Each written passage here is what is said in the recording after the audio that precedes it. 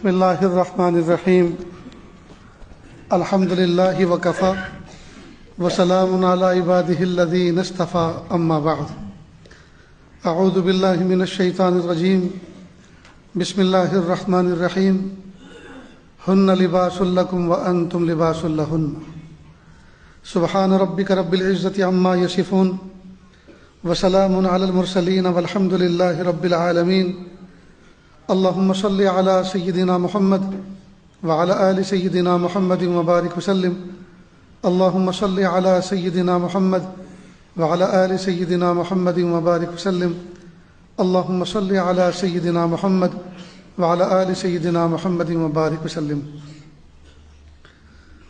محترم علماء کرام، طلبہ عزیز، دور دراز سے آنے والے مہمانان اعظام اور پردے میں بیٹھی ہوئی کسی گھر کے اندر میری عزت ماں بہنیں،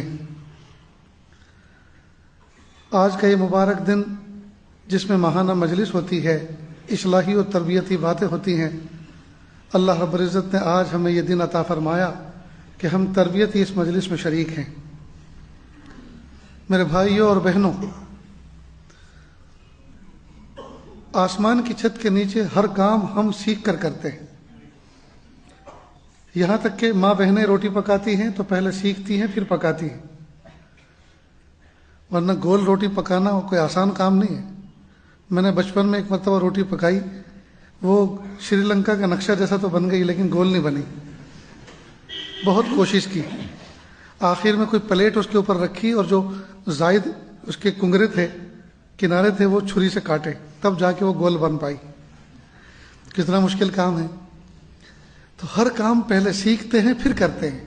ماں بہنیں کھانا پکانا سیکھتی ہیں پھر جو ہے شروع کرتی ہیں، روٹی پکانا پہلے سیکھتی ہیں پھر شروع کرتی ہیں، اور تو اور جوتے بنانے والا موچی پہلے جوتا بنانا سیکھتا ہے پھر دکان ڈال کے بیٹھتا ہے۔ تو کیا ہم نے اپنے دین کو جوتے کے برابر بھی نہیں سمجھا کہ ہم اس کو پہلے سیکھ لیتے اور پھر اس پر عمل کرتے؟ کتنے افسوس کی بات ہے دوستو۔ ہمیں چاہیے کہ ہم اللہ کے محبوب صلی اللہ علیہ وسلم کے لائے ہوئے دین کے ایک ایک چیز کو ہم جو ہے اصحاب دین سے اس کو سیکھیں، علماء سے سیکھیں، طریقہ معلوم کریں، پھر اس پر عمل کریں۔ اس کی بات ہی کچھ اور ہوگی، اس کا مزہ ہی کچھ اور ہوگا۔ آج کی اس مجلس میں ایک نکاح وجود میں آیا اور شاید مجلس کے اختتام تک ایک آدھ اور ہو جائے گا۔ یہ نکاح آپ نے دیکھا دو جملے بولے گئے، تلوار خاں کی لڑکی بندوق خاں کا لڑکا اتنے مہر عوض زوجہ بنا کے آپ کے نکاح میں دیا، آپ نے قبول کیا؟ جی میں نے قبول کیا، ہو گیا نکاح۔ نہ اس میں ہاتھی جڑے، نہ گھوڑے ناچے، کچھ بھی نہیں، دو جملے بولنے پر نکاح وجود میں آ جاتا ہے۔ لیکن دو لفظ بولنے کے بعد اب جو پوری زندگی مرتب گزارنی چاہیے، اس کے لیے باقاعدہ اس کو سیکھنا پڑتا ہے۔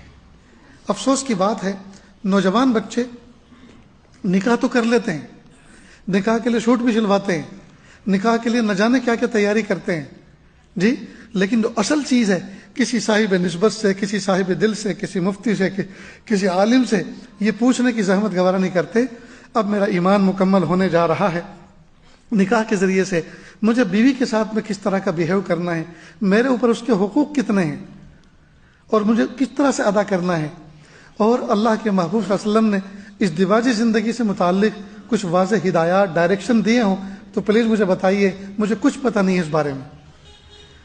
نوجوان بچوں کو اس کا شوق ہی نہیں ہے، پوچھتے ہی نہیں ہے۔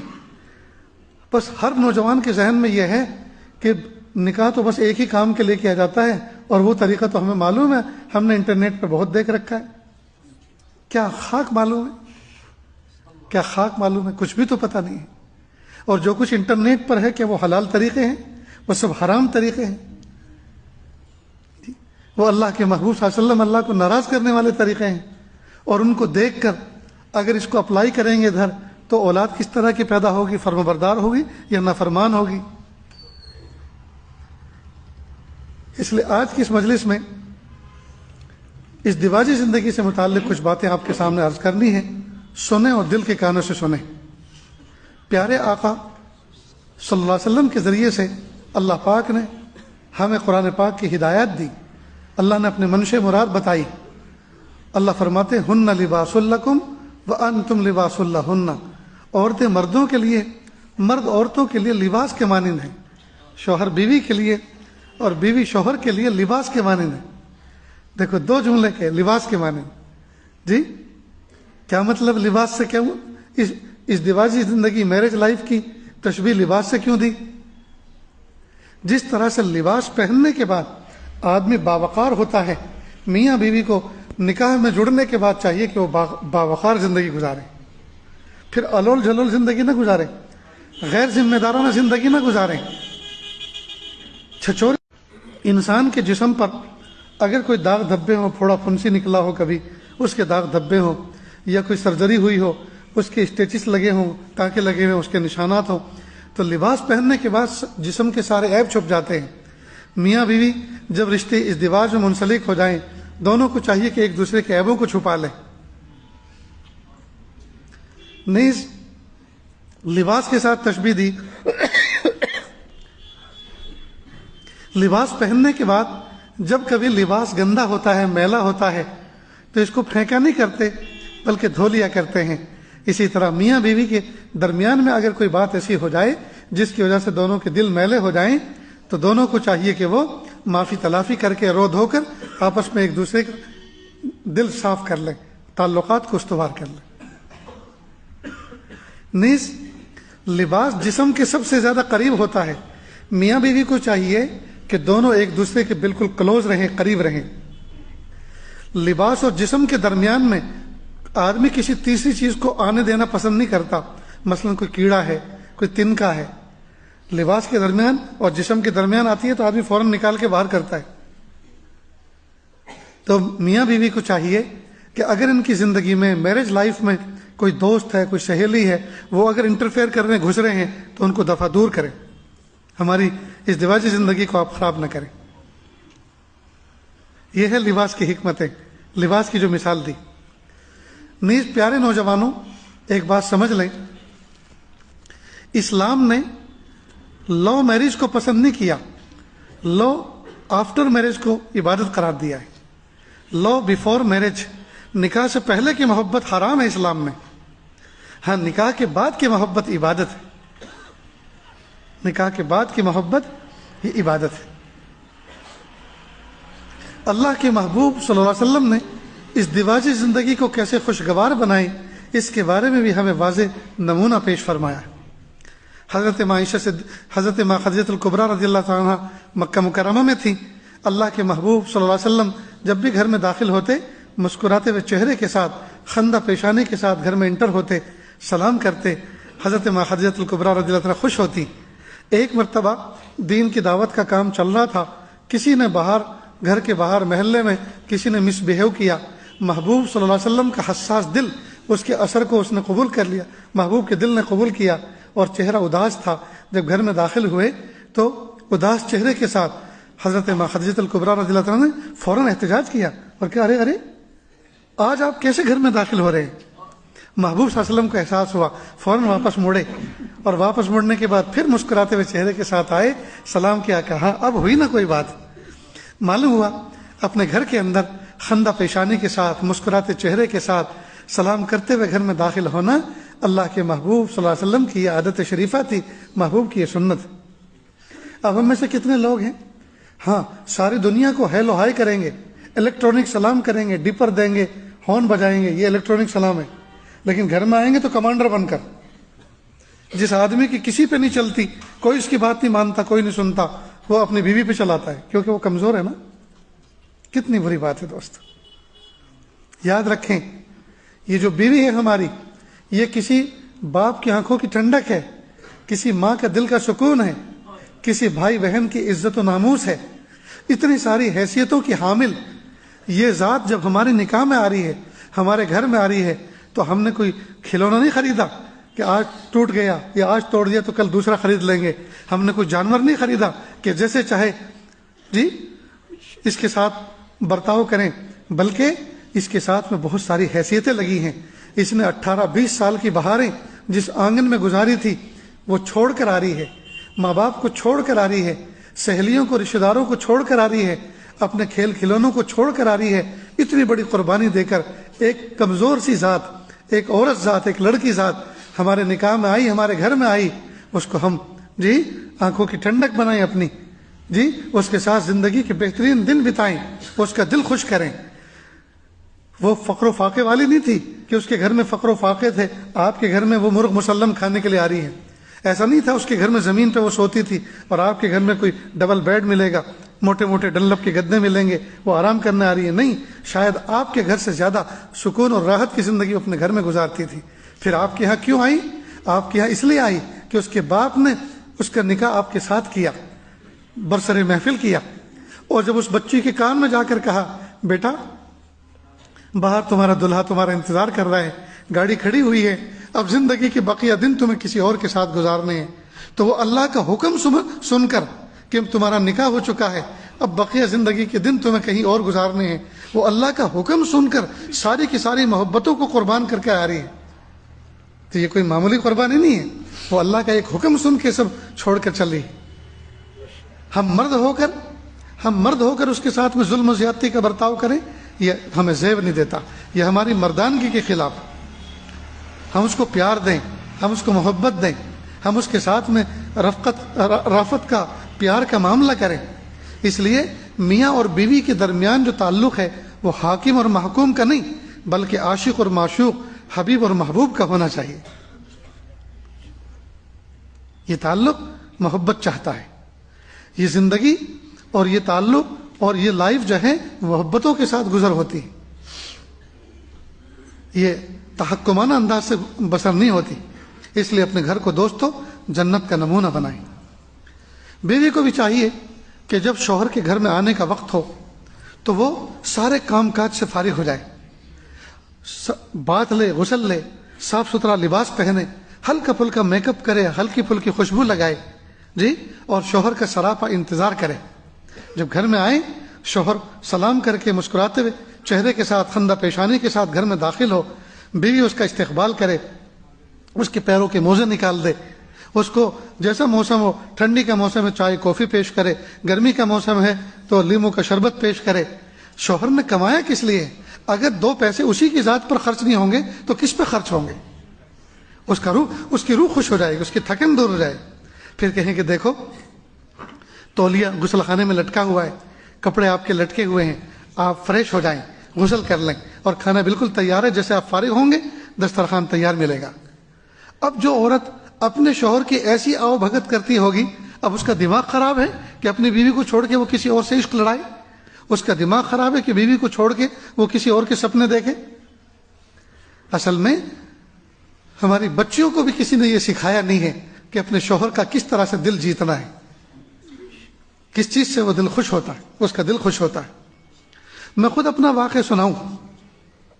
اول تو میری اہلیہ نے ایک مرتبہ مجھ سے پوچھا، آپ کو معلوم ہے جب لڑکی اپنے گھر سے رخصت ہوتی ہے تو وہ منظر کیسا ہوتا ہے؟ میں نے کہا مجھے تو پتہ نہیں ہے، آپ لڑکی ذات ہیں، آپ جب رخصت ہوئی تھی اپنے گھر سے تو آپ کا منظر کیسا تھا، کیسے رخصت ہوئی تھی، آپ بتائیے۔ تو اس نے کہا، اہلیہ نے میری کہا کہ ایک بچی جب رخصت ہوتی ہے اپنے گھر سے، ایک زندہ جنازہ ہوتا ہے، گویا اپنے پیروں سے وہ نکلتا، اپنے پیروں پہ چل کے گھر سے باہر نکلتا ہے، اس لیے کہ جیسے جنازے پر گھر والے غمگین ہوتے ہیں، اسی طرح بچی کے گھر سے رخصت ہونے پر ماں باپ کا دل صدمے سے دوچار ہوتا ہے۔ جس دن بچی اپنے گھر سے رخصت ہوتی ہے ماں باپ اس دن کھانا نہیں کھاتے بلکہ غم کھاتے ہیں۔ نیز دوستو، ہم اس بات کا پورا خیال رکھیں کہ ہم اس کی عزت نفس کا خیال کریں، عزت نفس کا خیال کریں۔ وہ اپنے گھر میں ایک حیثیت والی تھی، ہمارے گھر میں آئی ہے تو اس کی حیثیت برقرار رہے، اس کو سب کے سامنے ذلیل کر دینا، اس کو یہ کہہ دینا تیرے ماں باپ نے تجھے کچھ سکھایا نہیں ہے۔ ایک بات یاد رکھیں، کئی مرتبہ بچی ہے مثال کے طور پر سری نگر کی اور دلہا ہے جموں کا رہنے والا۔ اب ہر علاقے کے کھانے پینے کے راہ و رسم الگ ہوتے ہیں، ہر علاقے کے اوڑھنا بچھانا اور نشست و برخاست کے آداب کچھ اور ہوتے ہیں۔ اب مثال کے طور پر یہاں جب اس کا نکاح ہوا جموں میں، اور جموں کی ساس ماں نے جب اس کو کہا کہ بیٹا ذرا اڑد کی دال پکاؤ، اب اس نے اڑد کی دال ویسی پکائی جیسے اپنے علاقے میں پکتی تھی۔ اب ساسو ماں نے جب دیکھا تو کہا اس طرح سے کوئی دال پکتی ہے؟ تمہیں دال پکانا نہیں آتا، تمہاری ماں نے یہ نہیں سکھایا؟ اب یہ دل توڑنے والی باتیں ہیں۔ جب اس نے یہ کہا اس طرح کوئی دال پکتی ہے، یہ کوئی دال کا طریقہ ہے، تو اس کو کہنا چاہیے لڑکی کو کہ ہاں امی اس طرح سے بھی پکتی ہے، اس طرح سے بھی پکتی ہے، ہاں البتہ مجھے یہ بتاؤ کہ آپ کے ہاں کیسی پکتی ہے۔ جب آپ نے مجھے بتایا نہیں، مجھے سکھایا نہیں، تو میں تو وہی پکاؤں گی نا جو میں نے سیکھی ہے۔ اب وہ آپ کو پسند آئے نہ آئے، آپ کھا کے دیکھ لیجئے، ہو سکتا ہے آپ کو اچھی لگے، اور نہیں تو جب دوبارہ پکاؤں گے تو مجھے بتائیے گا، میں اس طرح سے بناؤں گی جیسے آپ نے مجھے بتایا۔ اب دیکھو یہ 2 جملے میں یہ مسئلہ حل ہوتا ہے، لیکن بس اس نے کہنا شروع کر دیا ہمارے گھر میں جو بہو آئی ہے اس کو تو دال پکانا بھی نہیں آتا۔ اب یہ بدنام کرتی پھر رہی، حالانکہ ایسا نہیں ہے پکانا نہیں آتا، پکانا آتا ہے اپنے علاقے کے اعتبار سے، اور آپ کو چاہیے اپنے علاقے کے اعتبار سے، بس یہیں سے مس میچ ہو جاتا ہے، یہیں سے مس میچ ہو جاتا ہے۔ ساس کو چاہیے کہ ساس اس کے ساتھ پلیٹ فارم پر کچن میں کھڑی ہو اور کہ بیٹا دیکھو ہمارے یہاں اس طرح سے پسند کیا جاتا ہے، لہٰذا آج میں بتا رہی ہوں اچھی طرح سے دیکھ لے جی، اور جب کبھی تمہیں بنانا ہو اور نہ سمجھ میں آئے تو پھر پوچھ لینا، اور بیٹا اس طرح سے یہاں چلتا ہے۔ تو کتنا آسان کام ہے، لیکن دوست تو نہیں، ساس محلوں میں گھومتی پھرتی ہے اور کہتی پھرتی ہے، بدنام کرتی پھرتی ہے، ہائے جس وقت میں بہو تھی مجھے ساس اچھی نہ ملی، اور جب میں ساس بنی تو مجھے بہو اچھی نہ ملی۔ اس کا مطلب یہ ہو کہ دنیا میں بس تو ہی اچھی ہے اور کوئی اچھا ہے ہی نہیں۔ یاد رکھیں، جو ہمارے گھر کے اندر بہو آئی ہے وہ بہو نہیں ہے، وہ بیٹی ہے۔ ہماری بیٹی کسی اور کے گھر چلی گئی اور کسی کی بیٹی ہمارے گھر آ گئی۔ اب یہ جو ہمارے گھر میں آئی ہے اس نے اپنے ماں باپ کے زیر سایہ تو گزارے 18 سال 15 سال 16 سال، لیکن اب پوری زندگی گزارنی ہمارے آنگن میں، لہٰذا اب تو اصل بیٹی یہی ہوئی ہماری، اس لیے کہ ہماری تو کسی اور کے یہاں چلی گئی، لہٰذا اس کے ساتھ معاملہ بیٹی جیسا ہونا چاہیے۔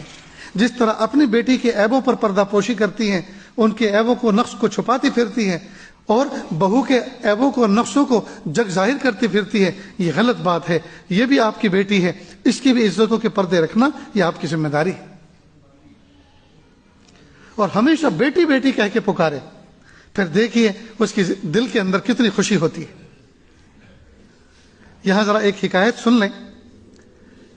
ایک لڑکی جس کا نکاح ہوئے کئی سال گزر چکے تھے اور بہت پریشان تھی اپنی سسرال میں، وہ روتے ہوئے حال بے حال ایک حکیم صاحب کے دواخانے میں پہنچی، اور حکیم صاحب کے ہاں جا کر کہا حکیم صاحب میری عزت کے علاوہ جو چیز آپ مانگو گے میں دینے کے لیے تیار ہوں، بس مجھے زہر کی ایک پڑیا دے دو، اور خوب روئی۔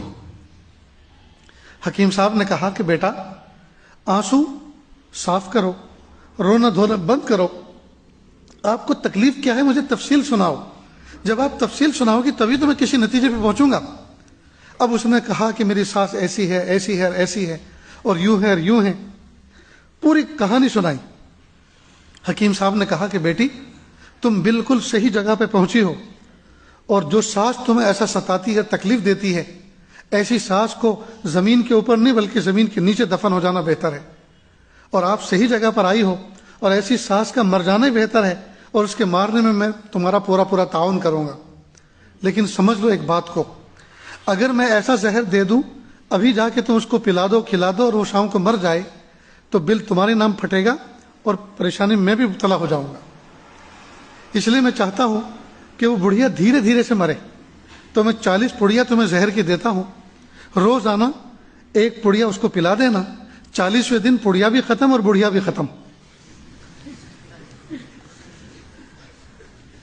لیکن ایک بات سمجھ لو، 40 دن تک تمہیں اس طرح کا بیہیو کرنا ہے اپنی ساس کے ساتھ کہ ایک تو روزانہ اس کے سر پہ تیل کی مالش کرنی ہے، روزانہ اس کے ہاتھ پیر دبانے ہیں، روزانہ اس کو گرم گرم کھانا کھلانا ہے، روزانہ اس کے لیے گرم پانی کر کے باتھ روم میں رکھنا ہے، پریس کر کے اس کو نئے کپڑے دھلے ہوئے کپڑے پہنانے ہیں، اور امی امی کہہ کے پکارنا ہے، تاکہ 40ویں دن جب بڑھیا کا جنازہ اٹھے تو کسی کے فرشتوں کو بھی پتہ نہ چلے کہ اس کے مارنے میں آپ کا ہاتھ۔ یا تو وہ آئی تھی روتے ہوئے، یا حکیم صاحب کی حکمت بھری بات سن کر مسکرا دی۔ کہا حکیم صاحب پھر اس کا معاوضہ کیا؟ کہا بڑھیا کا کریا کرم ہونے دو، اس کے بعد معاوضہ طے کریں گے، جاؤ اب یہ خوشی خوشی چلی گئی. اب اس نے روزانہ بڑھیا کو رات کو سونے سے پہلے وہ پڑیا دینی شروع کر دی اور حکیم صاحب نے جو باتیں بتائی تھی ان پر عمل کرنا شروع کیا. ابھی 15-20 دن ہوئے تھے کہ وہ روتے ہوئے پھر آئی حکیم صاحب کے پاس. حکیم صاحب نے کہا کہ بڑھیا مر گئی؟ کہ نہیں حکیم صاحب، میں تو آپ کے پاس اس لیے آئی ہوں کہ وہ جو آپ نے زہر کی پڑیا مجھے دی تھی اس کا کوئی تریاق بھی ہے، اینٹی پوائزن بھی کوئی چیز ہے جس سے اس کا اثر ختم ہو جائے؟ کہا کیوں؟ کہا حکیم صاحب وہ جو اس دن میں آئی تھی اس دن کی سچویشن اور معاملہ کچھ اور تھا اور اب معاملہ کچھ اور ہے. اب تو وہ مجھے ماں کے برابر نظر آنے لگی اور جب میں نے اس کو ماں ماں کہنا شروع کر دیا اس نے مجھے بیٹی بیٹی کہنا شروع کیا اور کہنا ہی نہیں شروع کیا بلکہ بیٹی تسلیم کر لیا. لہٰذا وہ جھگڑے ماضی بن گئے اور اب تو بڑی خوشحالی کی زندگی گزر رہی ہے. میں سوچ رہی ہوں کہ اگر بڑھیا مر گئی تو اس کا جنازہ مجھ سے دیکھا نہیں جائے گا. وہ دوائی دینا بھی میں نے کئی دن سے بند کر دی لیکن وہ جو 20 پڑیاں کھلائی ہیں وہ تو ایک نہ ایک دن اثر کر کے دکھائیں گی، اس لیے اس کا تریاق مجھے چاہیے تاکہ اس کا اثر ختم ہو جائے. حکیم صاحب نے کہا اللہ کا لاکھ لاکھ شکر احسان ہے کہ دوائی کام کر گئی. اور پھر کہا کہ بیٹی دیکھو، جب تم پہلے دن میرے پاس آئی تھی میں نے تمہاری داستان سنی تو میں سمجھ گیا پانی کہاں مر رہا ہے. میں سمجھ گیا پانی کہاں مر رہا ہے. اصل میں وہ تم سے کچھ چاہ رہی ہے اور تم اس سے کچھ چاہ رہی ہو اور دونوں ایک دوسرے کی چاہتوں پہ پورا نہیں اتر رہے. تو جب میں نے تمہیں کہا کہ اس کو ماں ماں کہہ کے پکارنا تو اس کے کان اس لفظ کو ترس رہے تھے سننے کے لیے. جب تم نے ماں کہنا شروع کیا اس کا دل ہرنے شروع کی تو وہ یہی تو چاہتی تھی. جب یہ سب چیزیں مل گئیں اب بھلا اس کا دماغ خراب ہے کہ تمہیں وہ تکلیف میں رکھے گی. اس لیے بیٹی وہ جو میں نے تمہیں پڑیے دی تھی وہ زہر کی پڑیے نہیں تھی، وہ تو طاقت کی پڑیے تھی. اس کو بھی کھلاؤ اور تم بھی کھاؤ، انشاءاللہ وہ مرے گی نہیں، وہ جیے گی. اصل بات تو حکمت کی یہ تھی جو میں نے تمہیں سمجھائی. اس دن جو تم میرے پاس آئی تھی اس دن بہو کی حیثیت سے آئی تھی اور اس کو تم ساس سمجھ رہی تھی، اور آج جو میرے پاس آئی ہو آج تم ماں کی اور بیٹی کی حیثیت سے آئی ہو. جھگڑے ماں اور بیٹی میں نہیں ہوتے، جھگڑے تو ساس اور بہو میں ہوتے. تو اگر آنے والی دلہن اپنی ساس کو ساس نہ سمجھے بلکہ ماں کا درجہ دے اور ماں کے احترام سے اس کو دیکھے تو پھر اس کو بیٹی کا درجہ دے دیا جاتا ہے اور پھر گھر جنت کا نمونہ بن جایا کرتا ہے. اس لیے میرے بھائیوں اپنی بچیوں کو رخصت ہونے سے پہلے یہ سب باتیں سمجھائیں. نیز بیٹیوں کو یہ بھی سمجھائیں بیٹا اپنے گھر سے کوئی فون لے کر مت جانا ورنہ تمہارا شوہر تمہارے بارے میں شک میں مبتلا ہوگا. وہ سوچے گا کہ شادی سے پہلے ہی فون کی مالک تھی، پتہ نہیں کتنے لوگوں سے اس کے تعلقات ہوں گے. اور اس کو یہ بھی سمجھائیں کہ بیٹا جب بھی کبھی کوئی فون کرنا ہو تو اپنے شوہر کے فون سے گھر پہ فون کر لیا کرنا تاکہ اس کو پتہ چلے کہ میرے فون سے جب کسی کو کیا ہے تو یہ کوئی ناجائز فون نہیں ہوگا بلکہ جائز رشتہ داروں سے اپنا فون ہے. نیز بیٹی جب تک تمہارا نکاح نہیں ہوا اپنی سہیلیوں سے تم نے رابطہ رکھا، اپنے رشتہ داروں سے رابطہ رکھا، لیکن اب سب ختم، اس لیے کہ یہ سب چیزیں شوہر کے دل میں شکوک پیدا کر دیتی، شکوک پیدا کر دیتی. نیز اس کی آڑ میں چھپ چھپ کے بات مت کرنا ورنہ اس کے دل میں یہ شک اور جوان ہو جائے گا کہ دیکھو مجھ سے چھپ کے بات کر. جو بات کرنی ہو شوہر کے سامنے بیٹھ کے کریں. یہ باتیں سمجھانے کی ہیں. نیز بیٹی بڑی عمر کے جتنے افراد ہیں ان کو ان کا احترام کا درجہ دیں اور تمہاری جو ہم عمر ہیں ان کو مزاج کو اچھی طرح سے سمجھیں اور ایک ذمہ دارانہ حیثیت سے اپنی زندگی گزاریں. چھچورے پن کی کوئی بات نہ کریں یا ایسا قہقہ لگانا یا اس طرح کی بات کرنا جس کی وجہ سے لوگوں کو یہ پتہ چلے کہ کون آ گئے ان کے گھر میں جو اس طرح سے بےہودہ بات کرتا ہے. تو یہ باتیں سمجھانے کی ضرورت ہے. بہرحال رخصت ہونے سے پہلے باپ کو اور ماں کو چاہیے کہ اپنی بچی کو رخصت کرے اور گھر میں آنے سے پہلے ماں باپ کو چاہیے کہ اپنے بیٹے کو سمجھائیں کہ بیٹا اس دیواجی زندگی میں کس طرح سے تمہیں قدم رکھنا چاہیے. کئی مرتبہ ایسا بھی ہوتا ہے کہ بچے بچی کے اندر مناسبت نہیں ہوتی، ماں باپ نے مناسب سمجھ کے رشتہ کرا دیا ہوتا ہے لیکن بچے اور بچی کے دل میں آپس میں مناسبت اور محبت نہیں ہوتی. ایسے موقع پہ کیا کریں؟ ایسے موقع پہ دونوں کو چاہیے کہ وہ اللہ سے گڑ گڑا کے دعا کریں کہ پیارے اللہ آپ نے ہماری قسمت میں اس جوڑے کو رکھا تبھی تو بات یہاں تک پہنچی کہ ہم نے نکاح کیا. پیارے اللہ نکاح تو ہو چکا لیکن دل میں مناسبت نہیں ہے، رب کریم دلوں کے اندر مناسبت پیدا کرنا بھی تو آپ ہی کا کام ہے. اللہ جی ہمارے دلوں کے اندر آپسی محبت اور مناسبت پیدا فرما دیجیے. اس کی برکت سے اللہ تعالیٰ ایسی مناسبت اور محبت پیدا فرمائیں گے کہ دونوں ایک دوسرے کے ساتھ میں تعلقات استوار کر لیں گے. حضرت پیر ذوالفقار صاحب نقشبندی دعوت برکاتہم اللہ ان کو اچھا رکھے، ان کی خدمت میں ایک نوجوان آیا اور کہا کہ حضرت میری بیوی کے ساتھ میری بالکل جم نہیں رہی، بالکل بات بن نہیں رہی. گویا وہ NOC لینے کے لیے آیا کہ اب مجھے آپ اجازت دیں کہ میں اس کو چھوڑ دوں. حضرت نے کہا کہ آپ کے شہر میں کوئی مٹھائی کی دکان ہے؟ کہ جی ہاں ہے. کہا گھر جاؤ اور وہاں سے گلاب جامن جس کو رسگلہ بھی کہتے ہیں اس کا ایک ڈبہ لے کر جاؤ، اور جب دسترخوان پہ بیٹھو تو ایک رسگلہ اٹھاؤ اور آدھا اس کے منہ میں دو اور بقیہ آدھا تم خود کھا لو. حدیث پاک میں ہے کہ جب شوہر اپنی بیوی کے منہ میں لقمہ رکھتا ہے تو یہ صدقہ دینے کا اجر ملتا ہے اس کو، اور محبوب صلی اللہ علیہ وسلم کی ایک سنت پہ عمل ہو جاتا ہے. بس اس نے چند دن یہ عمل کرنا شروع کیا، محبت ہو گئی. کہا ایک سنت کی برکت یہ ہے کہ عدم مناسبت تھی، اس کی برکت سے اللہ پاک نے مناسبت پیدا فرما دی. سنت کی برکت یہ ہے. اسی طرح میاں بیوی کو چاہیے کہ آپس میں محبت کا ماحول کریٹ کریں. اللہ کے محبوب صلی اللہ علیہ وسلم ایک مرتبہ گھر میں داخل ہوئے. حضرت عائشہ صدیقہ رضی اللہ تعالیٰ عنہ پیالے میں پانی پی رہی تھی تو اللہ کے محبوب صلی اللہ علیہ وسلم نے فرمایا حمیرہ ذرا ہمارے لیے بھی پانی بچا دینا، ہمیں بھی پینا ہے. اب گھر تو تھا حضرت عائشہ صدیقہ کا، اور یہ حمیرہ کون تھی؟ یہ حضرت عائشہ صدیقہ رضی اللہ تعالیٰ عنہ کا اللہ کے محبوب صلی اللہ علیہ وسلم نے پیار بھرا ایک دوسرا نام رکھا تھا جس کو حمیرہ کہتے. حمیرہ کے معنی ہے سرخ سفید، جس کو انگریزی میں اس کا ترجمہ پنکی سے کیا جا سکتا ہے. معلوم ہوا میاں بیوی محبت کے ساتھ اتفاق کے ساتھ اگر آپس میں کوئی پیار بھرا دوسرا نام بھی رکھ لیں تو یہ بھی حضور کی ایک سنت ہے. اب جو لوگ سفید ریش بیٹھے ہوئے ہیں وہ تو سوچ رہے ہوں گے مولانا آج کیوں ہمیں تڑپانے بیٹھ گئے، 15-20 سال پہلے ملے ہوتے تو ہم بھی اپنی بیوی کا نام سریا رکھ کے دکھاتے، غزالہ رکھ کے دکھاتے، کچا گلاب رکھ کے دکھاتے، گل مکئی رکھ کے دکھاتے. آج ہمیں آپ ہمارے بڑھاپے میں ہمیں تڑپا رہے ہو. تو محبوب صلی اللہ علیہ وسلم نے ایک پیارا نام رکھا. الحمدللہ میں نے بھی پیارا نام رکھا ہے لیکن آپ کو نہیں بتائیں گے. جیب میں مسواک رکھیں گے ساری دنیا کو پتہ چلے سنت کا متبع ہے. سر پہ پگڑی باندھیں گے ساری دنیا کو پتہ چلے سنت پہ عمل کرتا ہے.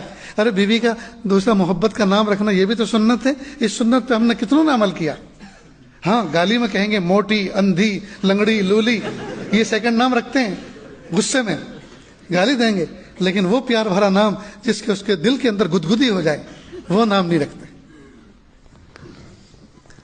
اسی طرح دوستو جزاک اللہ کے محبوب صلی اللہ علیہ وسلم نے گھر کو جنت کا نمونہ بنایا. جنت کا نمونہ بنایا. دوستو ہم نے اپنے گھروں کو تباہ کر دیا. بیوی کو خوش کرنے کے لیے صرف ایک کال کریں. مثال کے طور پہ آپ گھر سے نکلے اور گھر سے نکلنے کے بعد آپ جاب پر شاپ پر گئے، آپ نے فون کیا، وہ کہے گی ہیلو جی کیوں فون کیا؟ ارے پیاری شاپ پہ آیا ہوں لیکن دل ہی نہیں لگ رہا، تمہارے اندر دل پڑا ہوا ہے. بس آپ نے اتنی سی بات کہی، وہ ایک دم ساری تھکن اس کی دور، وہ ایک دم دل یہ کہہ رہا بس تم سے ہی بات کیا کرو. تو وہ کہے کہ جاؤ جاؤ بیٹھو اپنا کام کرو، کام میں توجہ دو. اب آپ نے ایک حرکت کی، اس کے دل میں گدگدی ہو گئی، شام تک کے لیے اس کو ملٹی وٹامن ٹیبلٹ مل گئی گویا. تو اس طرح کی حرکات کرنے سے کسی کے دل میں، یعنی کسی کے دل سے مراد اپنی بیوی کے دل میں شوہر اپنے ایک وقت بنا لیتا ہے، ایک حیثیت بنا لیتا ہے. لیکن ہم میں سے کتنے ہیں جس طرح کا پیار بھرا معاملہ کرتے ہیں اپنی بیوی کے ساتھ؟ افسوس کی بات ہے دوست. اسی طرح ہر مہینے شوہر کو چاہیے کہ اپنی بیوی کو کچھ نہ کچھ پیسے رقم دے کر بھول جایا کرے، تاکہ وہ اپنے طرف سے، اپنے مرحوم والدین کی طرف سے اللہ کے راستے میں کچھ صدقہ کرنا چاہتی ہے، کسی تعلیم پر خرچ کرنا چاہتی ہے، کسی اپنی بیوہ یا کسی بہن یا کسی اور کو جو ہے کچھ مہینے کا کچھ خرچ دینا چاہتی ہے تاکہ اس کا ہاتھ کھلا رہے. اور ایک بات اور کہوں، ہر بیوی اپنے شوہر سے اپنی محبت کا پروف چاہتی ہے. اب پروف کا مطلب وہ کوئی اسٹیمپ پیپر نہیں لاتی کہ اس پہ سگنیچر کر کے دو کہ تم کو مجھ سے محبت ہے کہ نہیں، بلکہ وہ باتوں ہی باتوں میں یہ سمجھنا چاہتی ہے اور پرکھنا چاہتی ہے میرے شوہر کو مجھ سے محبت ہے کہ نہیں.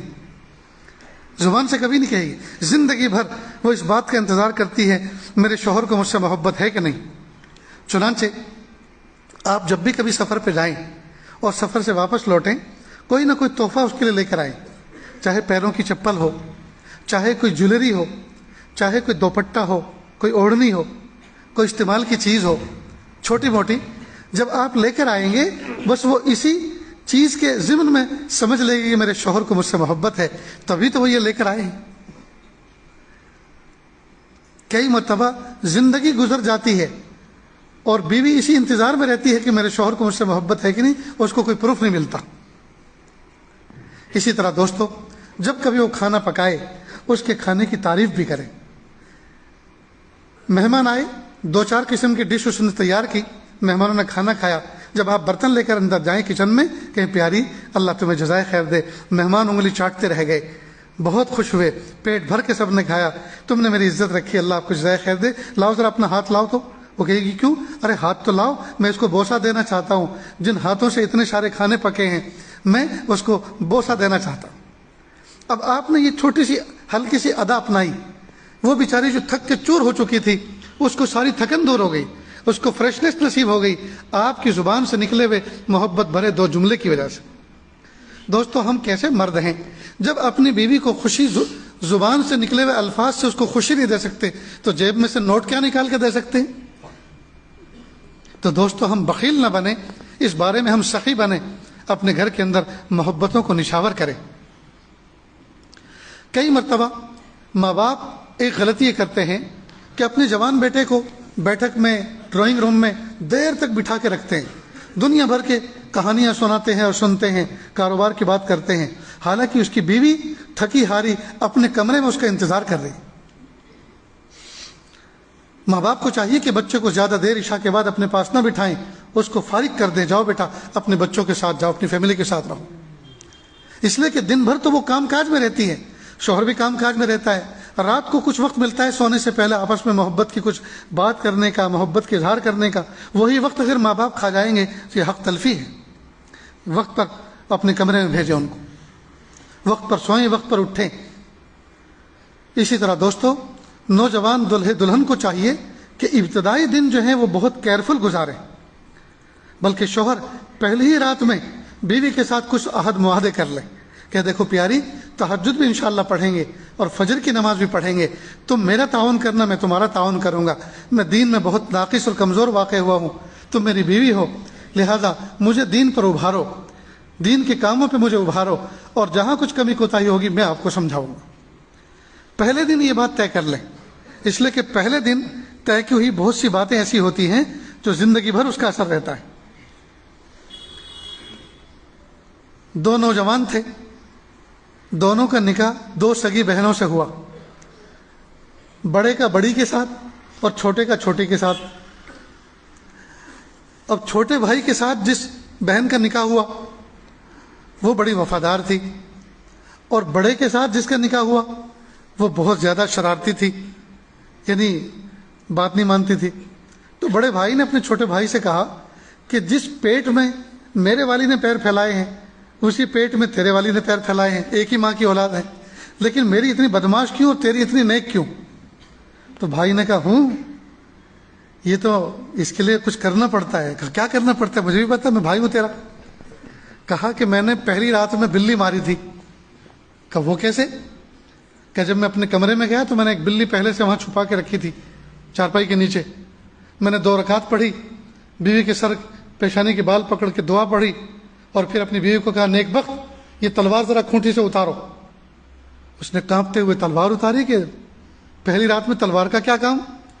خیر تلوار اتار دی. اس کے بعد اس نے بلی کھینچی چارپائی کے نیچے سے اور 2 ٹکڑے کر دیے. تو بیوی تھر تھر کانپ گئی کہ یہ تو بڑا ظالم آدمی ہے, بلی جیسے معصوم کو اس نے مار دیا, 2 ٹکڑے کر دیا. وہ دن اور آج کا دن وہ بالکل زاویے میں رہتی. تو بڑے بھائی نے یہ بات سن کر کہا ارے اللہ کے بندے, تو میرا بھائی ہے, تو نے اتنی بڑی راز کی بات چھپا کے رکھی, مجھے کہتا یہ بلی تو میں بھی مار سکتا تھا. ٹھیک ہے میں آج ہی کرتا ہوں. خیر وہ بلی پکڑ کے لایا اور چارپائی کے نیچے چھپا دی, اور پھر 2 رکعت پڑھی اور بیوی سے کہا نیک بخت ذرا یہ تلوار اتارو. اس نے کہا کیوں؟ شیر کی آنکھیں اس نے دکھائی، کہا مجھے بلی مارنا ہے. کہ دماغ خراب ہو گیا ہے؟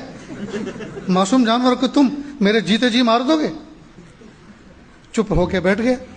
صبح کو بھائی سے کہا کہ اس نے تو بلی نہیں مارنے دی. کہ یہ تو پہلے دن مارنی پڑتی ہے، یہ تو پہلے دن مارنی پڑتی ہے. اب اتنے مہینے گزر گئے، سال گزر گئے، اب تھوڑے وہ تمہارے قابو میں آئے گی. پیارے نوجوانوں، کچھ باتیں پہلے ہی دن طے کرنی ہوتی ہیں زندگی میں، پھر اس کی برکات.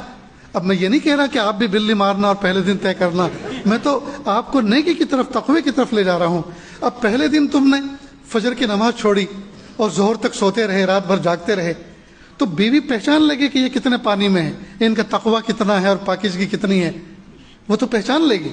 پہلے دن اپنے اوپر مجاہدے کا نیزہ اپنے نفس پہ رکھیں اور پہلے دن سے یہ طے کریں کہ نیک بخت تم مجھے اٹھانا، میں تمہیں اٹھاؤں گا. جلدی سے نہا دھو کر، پاک صاف ہو کر اللہ کے دربار میں دو ہاتھ باندھ کر کھڑے ہوں گے، اللہ کی رحمت ہم پہ برسے گی. نیز اپنے ماں باپ کا درجہ، بھائی بہنوں کا درجہ، محبت، ان کا مزاج، سب کچھ اپنی بیوی کو سمجھا دیں کہ دیکھو میرے بڑے بھائی کی جو اہلیہ ہیں وہ ذرا سنجیدہ رہنا پسند کرتی ہیں، ان سے کبھی مذاق مت کرنا، ان کو بہت برا لگتا ہے. البتہ میری چھوٹی بہن ہے، وہ بہت ہنسی مذاق کی ہے، ان کے ساتھ چاہے جس طرح سے بات کر سکتے ہو، ان کو ہنسی مذاق اور پسند ہوتی ہے. مثلا سب کا مزاج بتا دے اور محبتوں کے ساتھ پیش آئے، گھر کو جنت کا نمونہ بنائے. تو یہ باتیں یاد رہیں گی دوستوں. اللہ رب العزت ہمیں سنتوں کی اتباع کرنے اور بعمل زندگی گزارنے کے ساتھ، تلاوت کے اہتمام کے ساتھ، ذکر و اذکار کے اہتمام کے ساتھ، درود شریف کے اہتمام کے ساتھ، اللہ تعالیٰ کی محبت اور اللہ کے رسول صلی اللہ علیہ وسلم کی محبتوں کے ساتھ، بزرگان دین کے اقوال پر عمل کرتے ہوئے، ان کے ملفوظات کو سنتے ہوئے، سناتے ہوئے اور عمل کرتے ہوئے جو زندگی گزارتا ہے، ان کی زندگی کا لطف ہی کچھ اور ہے. دوست، سائنس کی ایجادات نے ہمارے لیے حق کو سمجھنا اور دین کو سمجھنا بہت آسان کر دیا ہے. دوست،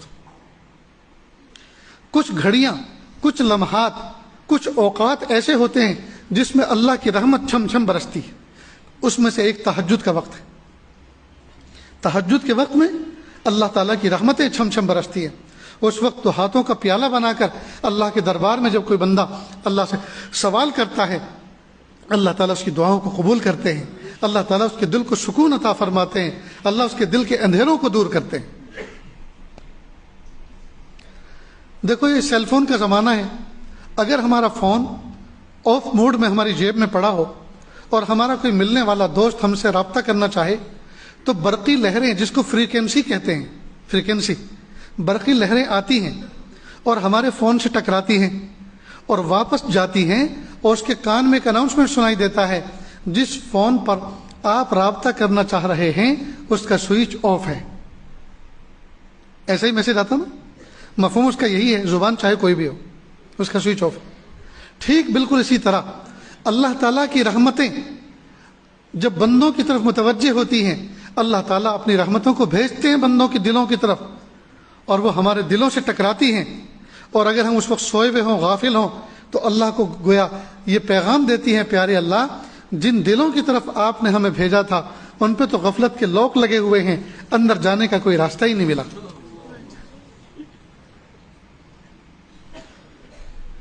اللہ کے محبوب صلی اللہ علیہ وسلم نے فرمایا، جب کوئی بندہ ایک مرتبہ درود شریف پڑھتا ہے، ایک مرتبہ درود شریف پڑھتا ہے تو 10 رحمتیں اللہ کی اس پر نازل ہوتی ہیں. ادھر درود شریف شروع اور ادھر سے رحمتوں کی بارش شروع. جیسے ہم ریڈیو کے اندر اس کی سوئی گھماتے ہیں، مثلا 1413 کلو ہارٹز پر BBC لندن اردو سروس آیا کرتی تھی، 1413 کلو ہارٹز پر. اب جب سوئی اس کے اوپر اس میٹر بینڈ پہ آپ نے سیٹ کی تو فوراً BBC آنی شروع ہو گئی. تھوڑی سی سوئی اور آگے بڑھائی تو وہاں سے آکاش وانی دلی کی سروس آنی شروع ہو گئی. تھوڑی سی آگے پیچھے سوئی اور کی تو اس پہ FM کے گانے آنے شروع ہو گئے. تو جیسے اس فضا کے اندر فریکوینسی گھومتی رہتی ہیں، اور جب اس کے پاس، آپ کے پاس کوئی ریسیور ہوتا ہے ریڈیو کا شکل میں، تو آپ اس کو ریسیو کرنا چاہتے ہیں تو پھر وہ فریکوینسی وہ قبول کرتا ہے اور سنائی دیتا ہے. اسی طرح اس پوری فضا کے اندر رحمت کی اور برکتوں کی فریکوینسی گھومتی پھرتی ہیں. جب ہم اللہ تعالیٰ سے اپنے دل کو جوڑتے ہیں اور اس موقع کا وظیفہ پڑھتے ہیں، اللہ تعالیٰ اس کی رحمت کی فریکوینسی اس کے ساتھ کنیکٹ کر دیتے ہیں۔ چنانچہ جب ہم درود شریف پڑھیں گے اللہ تعالیٰ کی رحمت کی فریکوینسی بندے کے قلب کے ساتھ میچ کر جائے گی اور اس کے دل اور دماغ کے اندر اللہ کی رحمتیں آنی شروع ہوں گی۔ تو سائنس کی ایجادات نے ہمارے لیے حق کو سمجھنا، دین کو سمجھنا انتہائی آسان کر دیا ہے۔ افسوس کی بات یہ ہے دوستو کہ ہم دین پر عمل نہیں کر رہے۔ اس لیے دوستو باعمل زندگی گزاریں، تقوی والی زندگی گزاریں۔ اللہ تعالیٰ سے دعا ہے اللہ تعالیٰ کہنے سننے سے زیادہ عمل کی توفیق عطا فرمائیں۔ وآخر دعوانا ان الحمد للہ رب العالمین۔ دوسرا نکاح بھی آ گیا، 2 ہیں 3؟ 2 ہی ہیں، اچھا، یعنی ایک پہلے ہو گیا، ایک باقی ہے، بس آپ خود میں پڑھ دیجیے یہ پرچہ مجھے۔